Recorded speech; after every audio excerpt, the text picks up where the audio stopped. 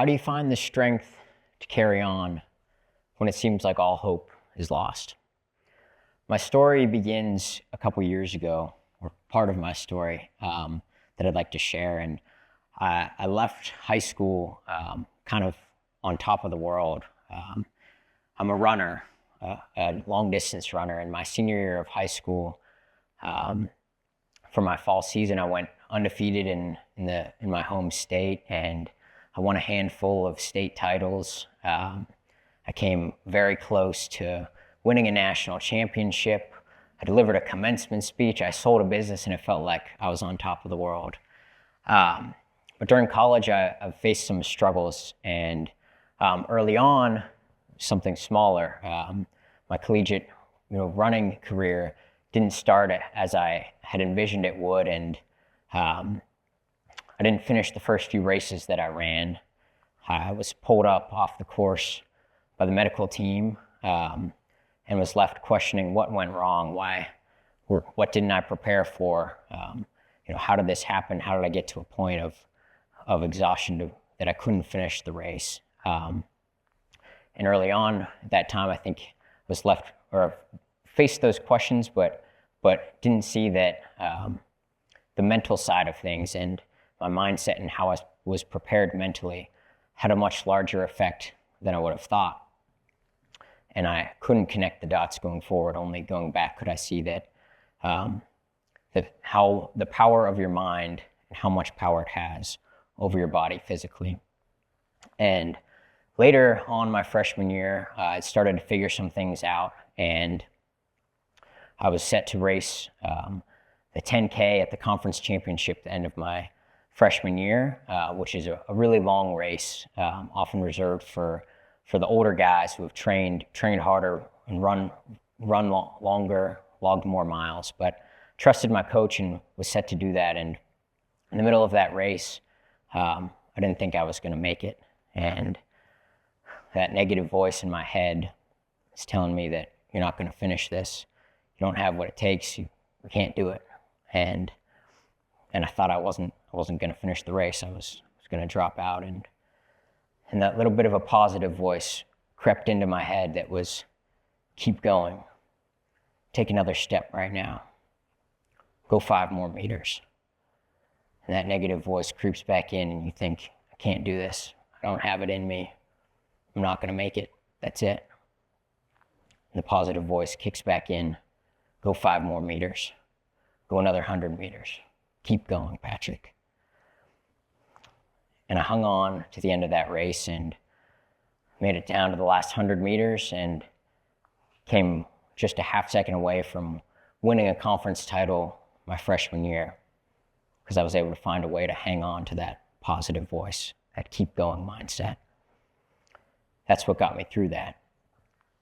And I had a lot of success there that spring in that moment. And while it felt like I had figured some things out, at the same time, I think in a way it added some more pressure to me. And throughout the next couple of years of my running, I've had some highs and lows, but I think I've kind of fallen into a bit of the trap that other people fall into in any walk of life, which is attaching some of your identity or your worth to a performance or what you do.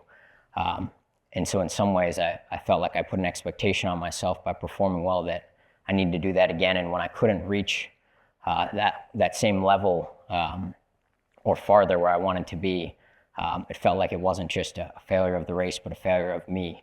And at times struggled to see my worth or my value because I was attaching it so much to a performance or an external expectation or pressure. And then one morning, I woke up and I wasn't in my own bed. I didn't know where I was. I couldn't put it together. I couldn't open my eyes. But something in me knew that something had gone very wrong. It was a haze, but I was in a lot of pain. I was in so much shock that the pain was kind of overridden. And I didn't know it then, but there had been a terrible accident on our way to practice. I couldn't put it together, and I wouldn't know for a while, but my spine had been broken. My chest was broken, and my face was shattered. I later learned that that count was somewhere in the ballpark of 30 bones shattered, my skull shattered, my eyelids cut open. And I have very few memories of that day, but one that stands out, or really the only one that there is of having some level of consciousness and being aware that I felt like everything was slipping away from me. From my head all the way down to my toes. I felt like all the energy was being sucked out of my body. I thought that was it. I was going to die. And then that voice clicked in. Keep going, Patrick. Take one more breath. Between my lungs, between my broken chest and my broken back, choking on blood from a shattered face, found a way to listen to that voice. Take one more breath. If you can keep going, taking another breath right now, they're going to save your life. Then I slipped back out, unconscious. I didn't know it, but so many years of struggling against the idea of can you hang on in a race? Can you find the will to keep going, to take another step? Battling that value of, am I good enough? Is this performance good enough? Had paid off in the biggest way possible because I didn't know it, but I was cultivating this keep going mindset of find a way to keep going at all costs. And it's given me the ultimate perspective, making it through that. And I'd like to share some of what I've learned and what's gotten me through that. And the first one is relationships. Another memory that came back to me maybe a week later was when a friend was visiting in the hospital. I had tremendous support, and my friend Jesse was there, and I couldn't see him, but he said, I talked to me and I heard his voice and I realized he was there on the day of the accident. And this picture has been painted in my mind of him being there. And I've kind of have this hazy memory that I've painted from other people telling me. And it's me in this ditch and him there. He's holding my head that's shattered in his lap. He says, keep going, mate. It's gonna be all right. Just a few scrapes. Gonna be just fine.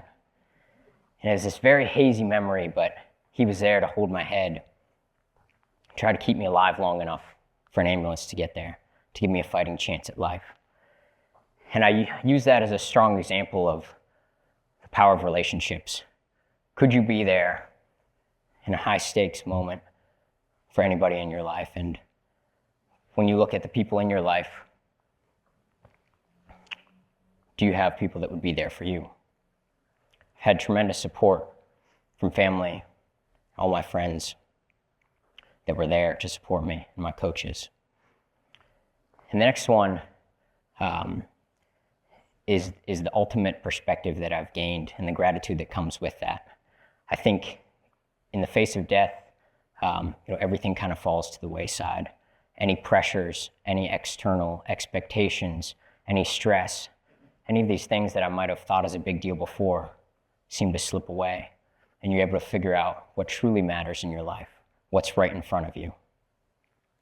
And with that gratitude, or with that perspective comes gratitude that has taken over my life in the last year. And any time that I've struggled, I've been able to lean on this gratitude. Starting with things like when you couldn't walk or you can't move your back more than an inch in either direction, you're being spoon-fed. Man, a spoonful of ice cream seemed like the greatest thing in the world. And I've tried to carry that with me into anything that I might see as a challenge or dealing with pain for so many months, is hang on to this gratitude for how good I have it. Because I think that's something that maybe I got stuck in not being able to see before is, man, how good do I have it right now? And a couple of quotes I'd like to share. The first one is from Viktor Frankl, a famous psychologist and author, who says that everything can be taken but one thing, the last of the human freedoms, and that's to choose your attitude in any set of circumstances, to choose your way. I think that's really powerful because you talk about having everything taken from you and quite literally being on a deathbed. The only thing that's left is your attitude or how you think about it. And I think there's two routes. One is optimism. One is pessimism. Can you see the good in what you have? My spine was broken, but I'm here still walking. My face was shattered, but I still have a brain that functions. My eyes were torn, but I'm not blind. I can still see. And man, from what it could have been, I think you have to look to the good side. How good do you still have it? The next one is a quote from a surgeon that put my face back together, and it's that you create your own luck. I've been fortunate enough to form a relationship with him, and he has a really inspiring story himself. When he was my same age, he himself had a head-on collision with a car, and a very similar outcome, almost eerily similar, that he shattered his face and broke some of the same bones, and he should have died that day on the road, but everything went according to plan to get a helicopter off this mountain, get him to the hospital, and saved his life. And we've talked and shared our stories, and he said that to me, that you create your own luck, and it really stuck out to me because he said that all the best medical attention in the world probably couldn't have saved you if you didn't have something in you to decide that you were going to hang on. And I think that's so important that I think we don't realize so much of the time when we think things happen to us, we don't realize how much that we can still influence our luck. There's a statistic that about 1.5 million people die in collisions every year. So if I've been talking to you for over 10 minutes, since the time I started talking, over 30 people have died in a car accident. I think certainly I'm one of the lucky ones. But how much have I been able to influence that luck? I think that helps me hang on to the idea that cultivating this mindset and doing the hard things in life to be prepared for something to happen to you matters so much. And the last one that I'd like to share with you is a young quote about, he says that, "I'm not what happened to me, I'm what I choose to become." Sticking on this theme of choosing, I think still that it's so easy sometimes to get fixated on what could have been. What could my year have looked like athletically or academically if this didn't happen to me? What could I have done? Or you can hang on to what can I still do? And I think even when that's really hard, coming back to all these things I've learned is the best way to do that.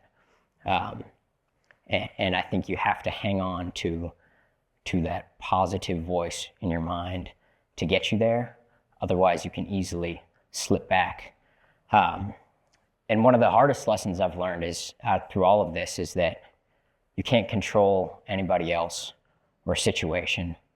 I think I've had a year of pain, of tears, of anger, but also a year of growth in a way that's taught me that holding on to any kind of resentment for a situation or for a person does you no good.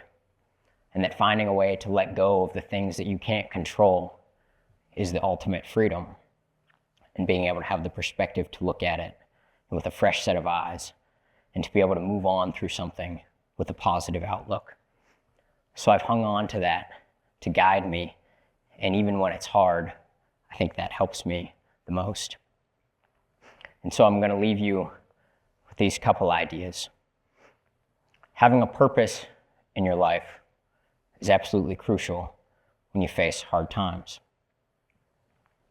Having relationships and people that will be there and hold your hands when it seems like the outlook is extremely bleak will carry you through. Having gratitude for the things you have will help you to hold on to what you do have instead of what you wish you could have. And that goes with having the perspective to be able to zoom out or zoom in on the present.